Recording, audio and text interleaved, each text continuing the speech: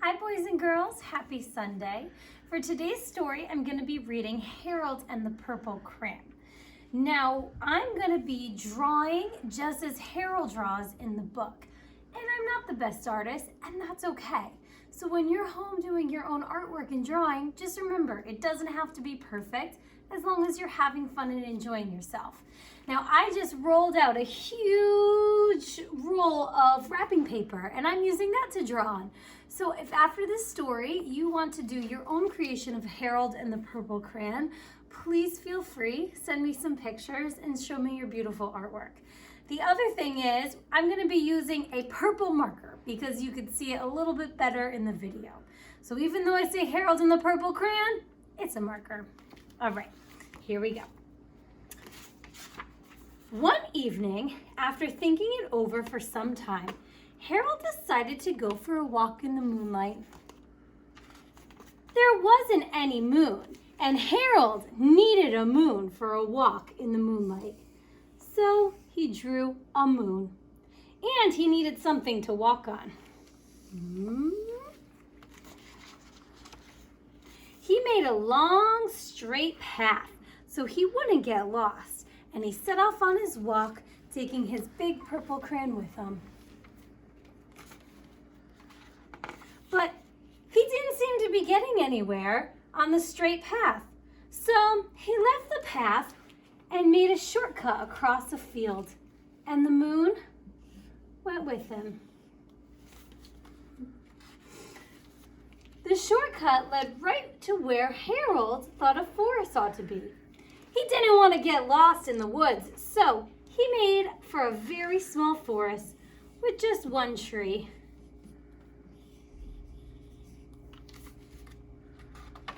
It turned out to be an apple tree.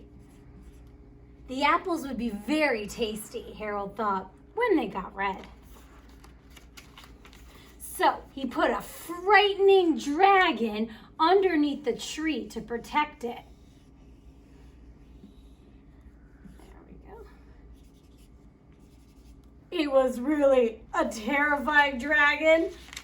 It even frightened Harold that he backed away, and his hand holding the purple crayon shook and shook until he suddenly realized what was happening. He was in over his head in the ocean. He came up fast. Here we go. And he decided in no time at all, he drew a boat and climbed into his little boat. He set sail quickly, and the moon sailed along with him.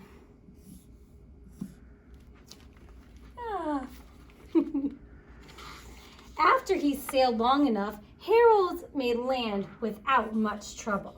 He stepped ashore, wondering where he was. The sandy beach he stepped ashore on reminded Harold of picnics. And the thought of picnics made him hungry. So he laid out a nice, simple picnic lunch. Yummy. There was nothing but pie.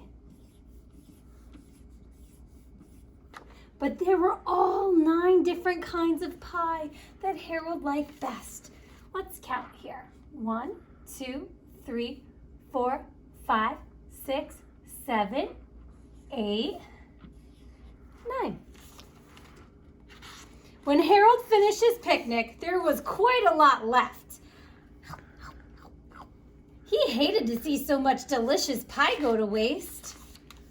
So Harold left a very hungry moose to eat his pie.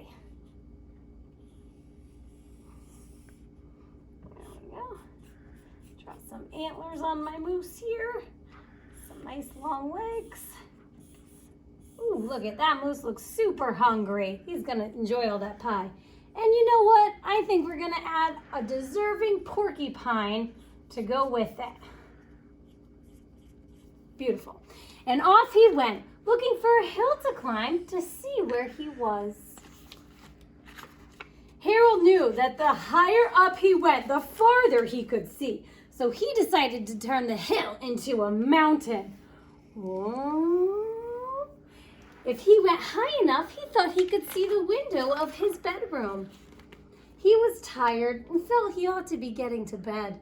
He hoped he could see his window from the top of the mountain. Do you see it? Oh. But as he looked down, on the other side, he slipped. Oh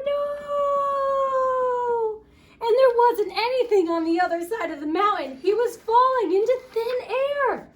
But luckily, he kept his wits and his purple crayon. He made a balloon. And he grabbed onto it. There we go. I got my balloon.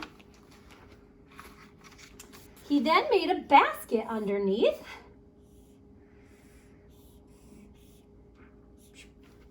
Big enough to stand in. Hello. He had a fine view from the balloon, but he couldn't see his window. He couldn't even see a house. So he made a house with windows.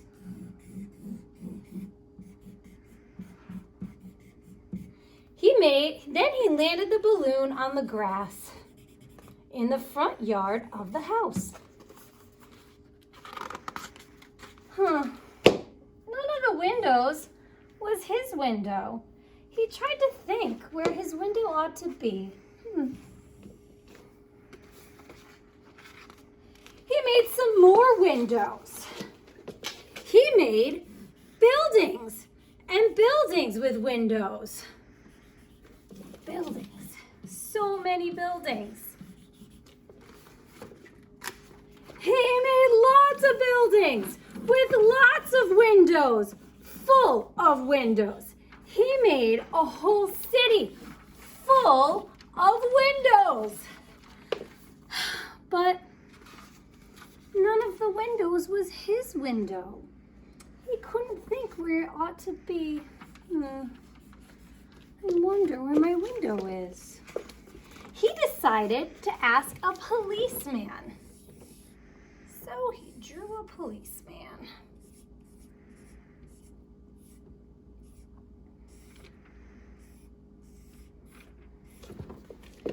The policeman pointed his way and told Harold where he, the policeman pointed the way Harold was going. And Harold thanked him. Yeah, I'm going that way anyways.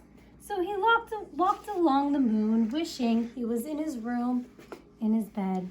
But then suddenly Harold remembered. Oh, wait a minute.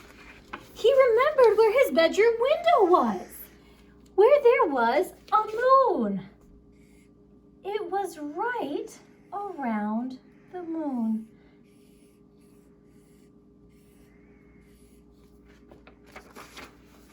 And Harold then made his bed. We'll draw it over here. And he drew his bed, and he drew up his covers. And the purple crayon dropped to the floor.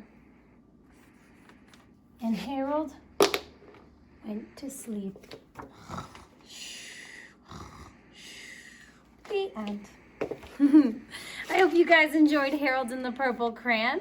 Feel free to try this at home. If you don't have any paper, grab large rolls of old wrapping paper, white paper, anything you like. Come up with your own Harold and the Purple Crayon story. All right, until next time, have a good night.